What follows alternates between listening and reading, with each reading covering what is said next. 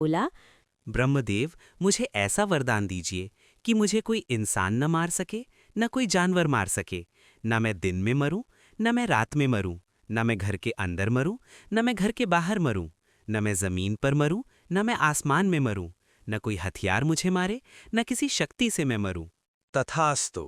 पर ध्यान रहे, मेरे दिए हुए वरदान का गलत उपयोग मत करना, वरना तुम्हारे साथ बुरा होगा। अब ब्रह्मा जी से वरदान मिलने के बाद हिरण्यकश्यप को अपने ऊपर बहुत घमंड हो गया और वो अपने आप को ही भगवान समझने लगा।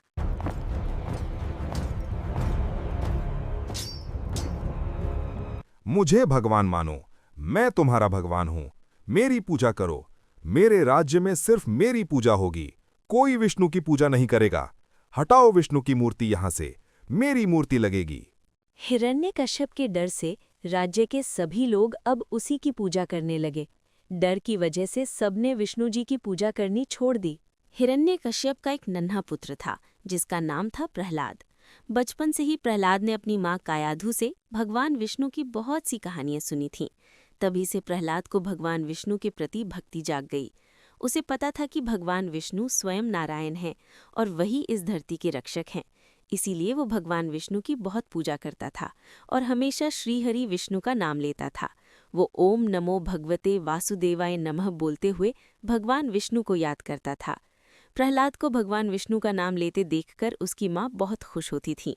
एक दिन हिरण्यकश्यप को पहरेदारों ने बताया कि प्रहलाद उनकी पूजा करने की जगह विष्णु जी की पूजा करता है।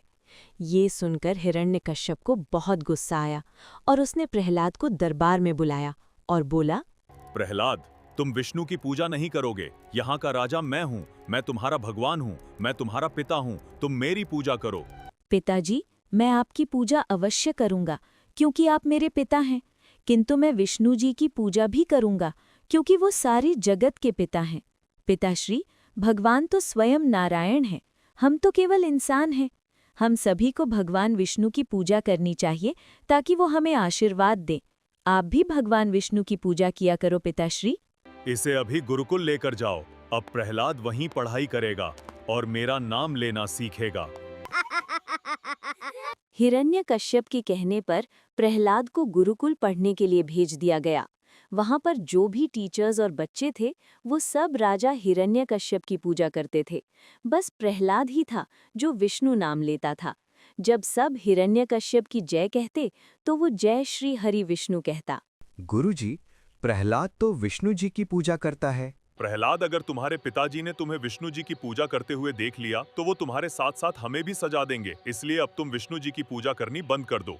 गुरुजी, आप क्यों डरते हैं? हमें डरना नहीं चाहिए। जो सच होता है उसे मानना चाहिए। मेरे पिताजी तो सिर्फ राजा हैं, पर भगवान विष्णु तो सारे जगत की राजा हैं। आप भी भगवान विष्णु का नाम लीजिए, फिर देखना कैसे वो आपकी रक्षा करेंगे। प्रहलाद आंखें बंद करके भगवान विष्णु का ध्यान करता और मंत्र पढ़ता। उसकी आवाज में इतनी मिठास थी कि उसके सारे दोस्त भी उसके पीछे पीछे मंत्र बोलने लगे। प्रहलाद बोलता, ओम नमो भगवते वासुदेवाय नमः। ओम भगवते वसुदेवाय नमः। अब धीरे धीरे प्रहलाद के सारे दोस्त भी उस मंत्र को सीखने लगे। अब जब राजा के सैनिक आसपास नहीं होते थे तो सारे बच्चे छुप छुप कर राजा की नहीं बल्कि विष्णु भगवान की जय जयकार करते थे। टीचर्स को ये सब पता चल गया। वे डर के मारे कांप रहे थे। उन्होंने राजा को झूठ बोला। महाराज, राजकुमार प्रहलाद अब सुधर रहे हैं, वो जल्द ही आपको भगवान मानने लगेंगे। लेकिन राजा हिरण्यकश्यप को अपने बेटे पर भरोसा नहीं था। उसने एक दिन छिपकर गुरुकुल में झांका। प्रहलाद, क्या तुम्हारे विष्णु हर जगह है? हाँ, वो हर जगह है। क्या वो इस समय भी यहीं हैं? वो हर समय हमारे साथ होते हैं। इन पेड़ों की पत्तियों में, इस तालाब के पानी में, हवा में, अग्नि में, इन पशु पक्षियों में, हर जगह वो हैं। यहाँ तक कि हमारे दिल में भी श्री हरि विष्णु ही बसे हैं। राजा हिरण्यकश्यप ने ये सुना और गुस्से से उसका खून खौल गया। उसका चेहरा गुस्से से आग जैसा लाल हो गया।